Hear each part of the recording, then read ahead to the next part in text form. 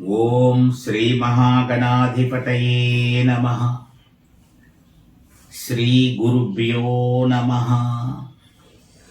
శ్రీరామచంద్ర పరబ్రహ్మణే నమః. మాతృదేవో భవ, పితృదేవో భవ, ఆచార్య దేవో భవ, అతిథి దేవో భవ. వసుదేవసుతం దేవం కంసచానూరమర్దనం దేవకీ పరమానందం కృష్ణం వందే జగద్గురుం.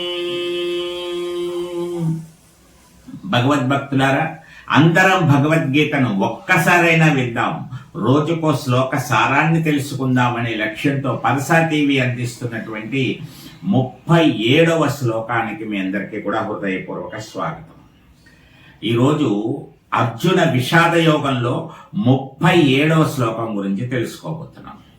అర్జునుడిలో గూడు కట్టుకుని ఉన్నటువంటి విషాదం అంతా కూడా, అతని మనసులో ఏ భావాలున్నాయో అవన్నీ కూడా శ్రీకృష్ణుడి ముందు చెప్పుకుంటున్నాడు. యుద్ధం చెయ్యాలని ఎంతో ఉత్సాహంతో వచ్చినటువంటి అర్జునుడు నిరుత్సాహానికి గురైపోయి విషాదానికి లోనై యుద్ధం అవసరమా, వీళ్ళందరినీ చంపడమా అనేటువంటి భావనకు పూర్తిగా లోబడిపోయి దానిని సమర్థించుకునేందుకు అవసరమైనటువంటి మాటలన్నీ చెప్పుకుంటూ వస్తున్నాడు. మరి ఈరోజు శ్లోకంలో తస్యాన్నార్హా వయం హంతుం దార్తరాష్ట్రాన్ స్వబాంధవాన్. తస్యాన్నార్హా వయం హంతుం దార్తరాష్ట్రాన్ స్వబాంధవాన్ స్వజనం హి కథం హత్వా సుఖినః స్యామ మాధవా. అర్జునుడు శ్రీకృష్ణుణ్ణి మాధవా అని సంబోధిస్తున్నాడు. నేను ఇంతకు ముందు కూడా చెప్పాను మీకు, ఒక్కొక్క శ్లోకంలో అర్జునుడు ఒక్కొక్క నామముతో శ్రీకృష్ణుని సంబోధిస్తున్న విషయాన్ని మీరు గమనిస్తూ ఉండండి. అందువల్ల మాధవా, ఓ శ్రీకృష్ణ, తస్మాత్ అందువలన, స్వబాంధవాన్ స్వజనులైనటువంటి వీళ్ళందరూ, చక్కగా చాలా మనం అంటూ ఉంటాం చూసి ఆత్మీయ బంధువులు అని చెప్పేసి, బాగా కావలసిన వాళ్ళు అని చెప్పేసి, అందువల్ల వీళ్ళంతా స్వజనులు, నా వాళ్ళు.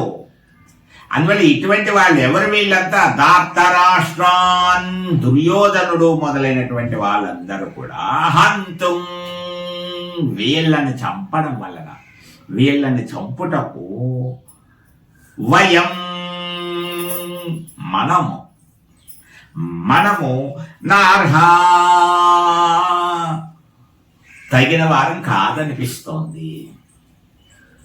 అసలు చంపడానికి ఏ అర్హత ఉందని చంపుతున్నావు అని ఒక ప్రశ్న వస్తూ ఉంటుంది కదా. అందువల్ల అర్హత లేని వాళ్ళం అనిపిస్తోంది. ఎందుకంటే సొంత వాళ్ళని ఎలా చంపుకుంటాం? చూస్తూ చూస్తూ అంటాం కదా, చూస్తూ చూస్తూ ఎలా చంపమంటాం? అలాగే సొంత వాళ్ళయ్యా వీళ్ళందరూ కూడాను. స్వజనం మనవారైనటువంటి వారిని హత్వా,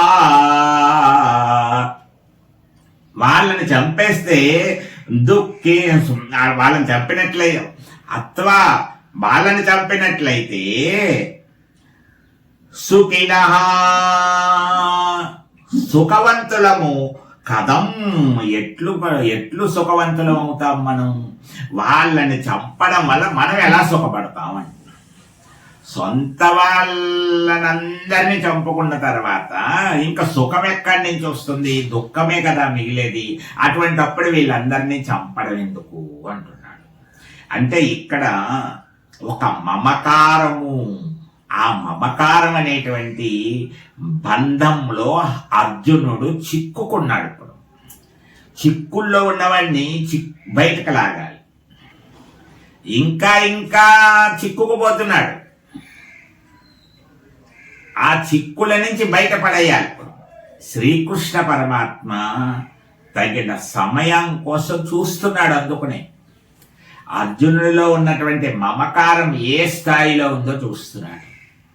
నా అనేటువంటిది, నాది, నేను, నా వాళ్ళు అనేటువంటి భావన బలంగా ఉన్నటువంటి వాళ్ళు ఆత్మజ్ఞానాన్ని పొందడానికి అర్హులు కారు.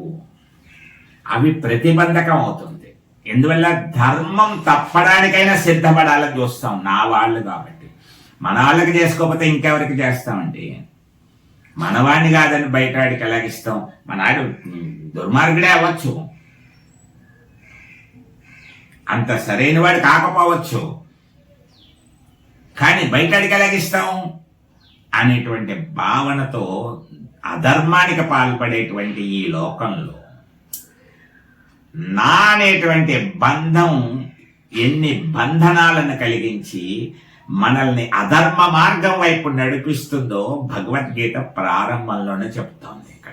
ఇక్కడ అర్జునుడికి ఉన్నటువంటి ఒకే ఒక భావన ఏంటి? నా వాళ్ళు, వీళ్ళందరూ తెలిసిన వాళ్ళు, వీళ్ళని ఎలా చంపుతాను అంటే వేరే వాళ్ళైతే చంపడానికి అంత ఇబ్బంది లేదు అనేటువంటి భావన కూడా మనం గ్రహించాలి. అంటే ఇక్కడ శ్రీకృష్ణుడి దృష్టిలో ఎలా ఉంటుంది? వేరే వాళ్ళ, నీ వాళ్ళ, నా వాళ్ళ, తెలిసిన వాళ్ళ, తెలియని వాళ్ళ, ఇది కాదు ముఖ్యం. ధర్మపరుల, అధర్మపరుల, అధర్మపరులు శిక్షింపబడాలి, అది ఎవరైనా సరే. ఇది భగవద్గీత మనకు అందించబోతున్నటువంటి సారం. అందువల్ల అధర్మపరులకి ఎప్పటికీ పతనం తప్పదు. అధర్మపరుల విషయంలో ఉపేక్షించడానికి ఏమీ లేదు. వారి పట్ల దయ, జాలి, కరుణ, ప్రేమ ఇటువంటివి చూపించవలసిన అవసరం లేదు. అధర్మాన్ని నిర్మూలించి తీరాలి, వేళ్లతో సహా పెకలించి వెయ్యాలి. కానీ అలా పెకలించాలి అంటే ఈ భావనతో ఉన్నటువంటి వాడి వల్ల అవదు. అందువల్ల అర్జునుడు ఈ భావన కలిగిపోయినందువల్ల వాళ్ళందరినీ ఎలా నిర్మూలిస్తాడు, ఎలా పెకలిస్తాడు, ఎలా సంహరిస్తాడు, ఎలా యుద్ధోన్ముఖుడవుతాడు. కాబట్టి నా వాళ్ళనేటువంటి భావనకు లోనైపోయి ఉన్నాడు. కాబట్టి వెంటనే అర్జునుడికి ఉండేటువంటి ఒక పరిస్థితి ఏమైంది అంటే ఆ ఒక రకమైన బలహీనతలో పడిపోయాడు అన్నమాట. ఆ బలహీనత కూడా అతని ద్వారానే బయట పెట్టిస్తున్నాడు శ్రీకృష్ణ పరమాత్మ. అందువల్ల దేహాభిమానమును కలిగి ఉన్నాడు అర్జునుడు. ఎందుకంటే నాది, నా వాళ్ళు అనుకునేటంత దేహాభిమానం వల్లే వస్తుంది. నువ్వు దేహానివి, నేనే ఈ దేహం అనుకుంటున్నావు, నువ్వే ఈ దేహం అనుకుంటున్నావు. అందువల్ల నువ్వు ఆత్మ అనేటువంటిది, ఆత్మస్వరూపానివి అనేటువంటి విషయాన్ని మర్చిపోతున్నావు. అది గుర్తు చెయ్యవలసినటువంటి తగిన సమయం రావడం కోసం శ్రీకృష్ణ పరమాత్మ చూస్తున్నాడు అన్నమాట. ఇప్పుడు అర్జునుడు నా వాళ్ళు అనేటువంటి ఒక భావనతోటి ఎంత పతనానికి దిగజారిపోయాడు చూడండి. మనం సమాజంలో రాజకీయ పార్టీలు కానీ వేరే వేరే చోట్ల కానీ ఎక్కడైనా సరే నా అనేటువంటిది ఒక భావన పైకి రావడం అనేటువంటి దానివల్ల కలుగుతున్నటువంటి విపరీత పరిణామాలన్నీ చూస్తున్నాం. అందువల్ల ధర్మమునకు ప్రాధాన్యత ఇవ్వడం మొదలుపెట్టినప్పుడే అధర్మం క్రమక్రమంగా దూరం అయిపోతూ నిర్మూలించబడడానికి మార్గం సుగమం అవుతుంది.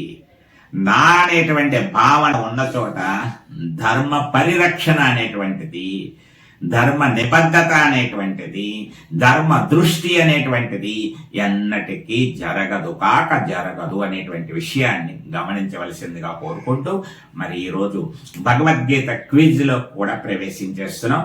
భగవద్గీత క్విజ్లో 12 ప్రశ్నలు మనం చెప్పుకున్నాం. ఈరోజు 13వ ప్రశ్న.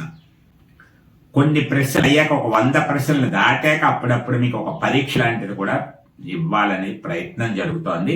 అందువల్ల ముందు ఇవన్నీ కూడా నోట్స్లో రాసి పెట్టుకోవాల్సిందిగా కూడా మీ అందరికీ కోరుతున్నాం. ఇప్పుడు 13వ ప్రశ్న. శ్రీకృష్ణుడికి ఉన్న 3 పేర్లు చెప్పండి. శ్రీకృష్ణుడికి ఉన్న 3 పేర్లు చెప్పండి అన్నారు అనుకోండి. అంటే చాలా పేర్లు ఉన్నాయి, కానీ శ్రీకృష్ణుడు కూడా 3 పేర్లు అడుగుతున్నాం. 3 పేర్లు చెప్పండి అంటే ఏం చెప్తారు? మీ ఇష్టం, ఏదైనా 3 చెప్పచ్చు. ఈ 3 చెప్పాలని ఏమీ లేదు, కానీ మనం ఇక్కడ జవాబు రాసుకోవాలి కాబట్టి 3 పేర్లు. కేశవ, మాధవ, కేశవ, మాధవ మధుసూదన, కేశవ మాధవ మధుసూదన అనేటువంటి 3 పేర్లు చెప్తే సరిపోతుంది. ఇప్పుడు 14వ ప్రశ్న చూద్దాం. అర్జున విషాద యోగములో ఎన్ని శ్లోకములు ఉన్నాయి? అర్జున విషాద యోగములో ఎన్ని శ్లోకములు ఉన్నాయి? 47 శ్లోకాలు ఉన్నాయి. 47 శ్లోకాలు. ఇంకా 15వ ప్రశ్న చూద్దాం.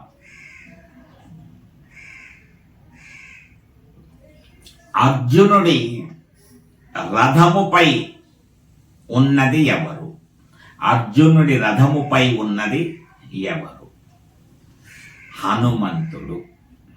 కపిరాజు అనొచ్చు, హనుమంతుడు అనొచ్చు, ఆంజనేయుడు అనొచ్చు, మీ ఇష్టం. అర్జునుడి రథంపై ఉన్నది హనుమంతుడు. ఈ విధంగా మనం క్విజ్ కార్యక్రమం కూడా పూర్తి చేసుకున్నాం. మహాభారతం గీతా ప్రాశస్త్యం గురించి, గీత యొక్క గొప్పతనాన్ని గురించి చెబుతున్న విషయాన్ని మనం వింటున్నాం. ఒక్క శ్లోకంలో ఈ రోజు తెలుసుకుందాం. గీతా గంగా చ గాయత్రి గోవిందేతి హృది స్థితే చతుర్గకార సంయుక్తే పునర్జన్మన విద్యతే. గీతా గంగా గాయత్రి గోవింద 4 పదాలు చెప్తున్నాడు ఇక్కడ. ఈ 4 గాక్షరంతో మొదలవుతాయి, గకారములతో. అందువల్ల గీత, గంగా, గాయత్రి, గోవింద అనే ఈ 4 గకార యుక్తమైనటువంటి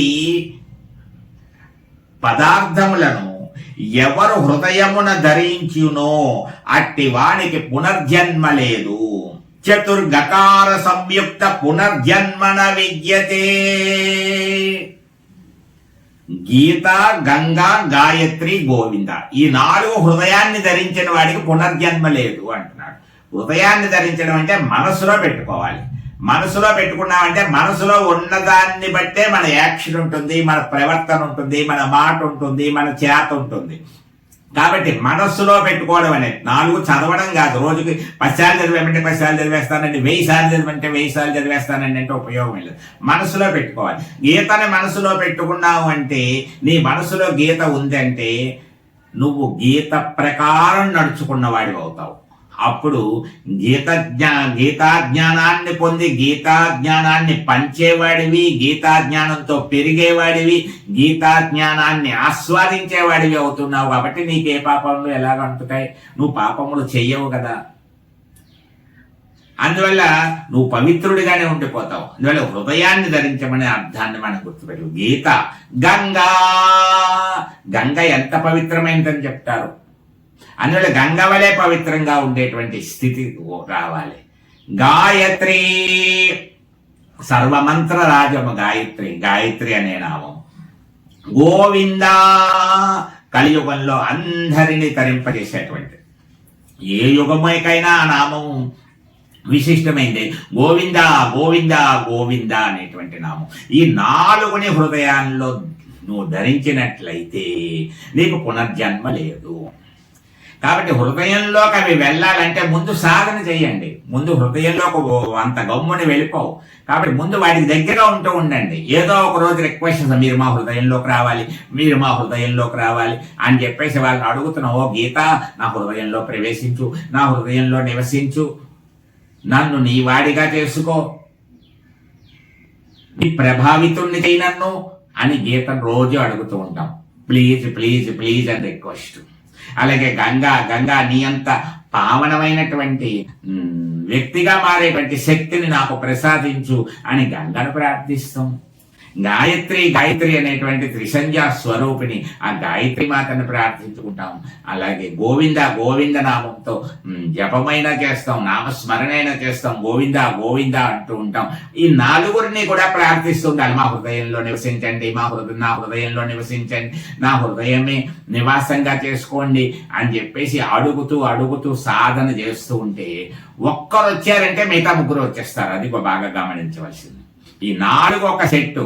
గీత కనుక మీకు వచ్చేసిందంటే మీరు గంగా నదిలా మారిపోయినట్టే లెక్క. ఇంకా అందువల్ల సర్వజ్ఞాన స్వరూపులు అయిపోయారు కాబట్టి మీరు గాయత్రి స్వరూపం అయిపోయినట్టే లెక్క. అందువల్ల గోవిందుడికి మీకు పెద్ద తేడా ఉండదు. ఆయన ఏం చేస్తారో అదే మీరు చేసి చూపెట్టే పరిస్థితిలో ఉంటుంది. ఆయన ఏం చెప్పారో అదే మనం చేయడానికి సిద్ధం అవుతాం. కాబట్టి ఆయన చెప్పని దానిని చెయ్యలేని ఒక అసక్తులం అయిపోయి ఆయన చెప్పింది మాత్రమే చేసేటువంటి శక్తివంతులం అవుతాం. కాబట్టి ఏమవుతుంది, ఒకటి వస్తే కాబట్టి గీతను ఎవరైతే హృదయంలో నిలుపుకుంటాడో అటువంటి వ్యక్తి తానే గంగగా మారతాడు, తానే గాయత్రిగా మారతాడు, తానే గోవిందుడుగా మారిపోతాడు. అందువల్ల పునర్జన్మ లేనటువంటి గొప్ప యోగాన్ని పొందుతాడు అనేటువంటి విషయాన్ని మీ అందరూ గమనించవలసిందిగా కోరుతున్నాను. సర్వే జనా సుఖినో భవంతు, లోకా సమస్తా సుఖినో భవంతు. హరే రామ రామ రామ హరే హరే, హరే కృష్ణ కృష్ణ కృష్ణ కృష్ణ హరే హరే.